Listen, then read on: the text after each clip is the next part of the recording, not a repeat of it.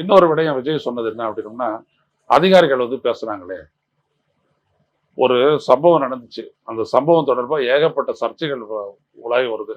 அரசியல் கட்சிகளுடைய எதிர்க்கட்சி தலைவர் பேசுறாரு. இந்திய ஒன்றிய அரசனுடைய ஆளுங்கட்சியா இருக்கக்கூடிய பிஜேபி பேசுதுன்னு வரும்போது, அது மக்கள் மத்தியில உண்மையை தெரியணுன்றதுக்காக காவல்துறையின் சார்பா தாராளமா அவங்களுக்கு விளக்கம் கொடுக்க எல்லா உரிமையும் உண்டு. அது எப்படி விசாரணையை தவறா வழி நடத்தும்னு இவர் சொல்றாரு. உச்சநீதிமன்ற நீதிபதி எப்படி சொன்னாரு? அதுக்கு விஜய்க்கு விளக்க தெரியல. அது காகிதத்தை கொடுத்து அண்டர்லைன் பண்ணி கொடுத்துட்டோடனே அதையும் படிச்சுட்டு இதையும் படிச்சு இவர் போயிடுறாரு. அவ்வளவுதான். ஸோ ரொம்ப சிறுபிள்ளைத்தனமானது. அவர் என்ன நினைக்கிறாரு அப்படின்னா, தான் பேசக்கூடிய விடயம் அப்படியே அந்த மக்களால் ஏற்றுக்கொள்ளப்படும் நினைக்கிறாரு. விஜய், நீங்க நல்லா கவனிங்க. நீங்க கடைசியா உங்களுடைய பொதுக்குழு உறுப்பினர்கள் அவங்களாம் கூட்டி 2வது ஆண்டு தொடக்க விழா பண்ணீங்க. அன்னைக்கு போட்ட மாதிரி கரகோஷம் இன்னைக்கு உங்களுடைய அந்த பொதுக்குழு மீட்டிங்ல இல்ல பாத்தீங்களா? 10ல் 2 பேர் 3 பேர் தான் கை தட்டினாங்க. இதுதான் என் பார்வை. நான் ஃபுல்லா பாத்துக்கிட்டே இருந்தேன்.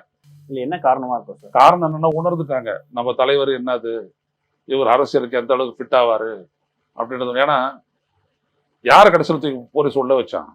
அங்க மாவட்ட செயலாளரை. யார் அவர் தான் காரணம்னு சொன்னா? பொதுச் செயலாளரை. அப்புறம் இந்த கட்சியில யாருக்கு பாதுகாப்பு இருக்குது? முடிஞ்சு போச்சு. ஸோ அவன் ஒரு ரசிகன் இருந்து அரசியல்வாதியை மாற நினைச்சவன், இதனடா அது இப்படி இருக்குதுன்ட்டு அவன் அழைச்சாங்க, வந்தான். முன்னாடி மாதிரி அப்படியே விஜயை பார்த்த உடனே தலைவரை அந்த இதெல்லாம் எதுவுமே கிடையாது. இப்ப தெரியுதுங்களா அந்த சம்பவம் எவ்வளவு தூரம் உங்க கட்சியை ரீஃபார்ம் பண்ணியிருக்கேன்ட்டு? அது முதல்ல புரிஞ்சுக்கோங்க. நீங்க நினைக்கிற மாதிரி மக்களுடைய எண்ண ஓட்டங்கள் அப்படியே உங்களை பிரதிபலிக்காது. உண்மை ரொம்ப ஆழமானது, அழுத்தமானது. அதான் உங்களுடைய பேச்சு அவங்க கிட்ட ஈடுபடவே இல்லை. ஏன்னா நீங்க பாதிக்கப்பட்டதா சொல்லக்கூடிய உங்களை விட இவனுங்க தான் ரொம்ப பாதிக்கப்பட்டாங்க. ஏன்னா நீங்களும் வெளில வரல, ஒரு மாசம் அவங்களும் வெளில வரல. புரியுதுங்களா? அதான் காரணம்.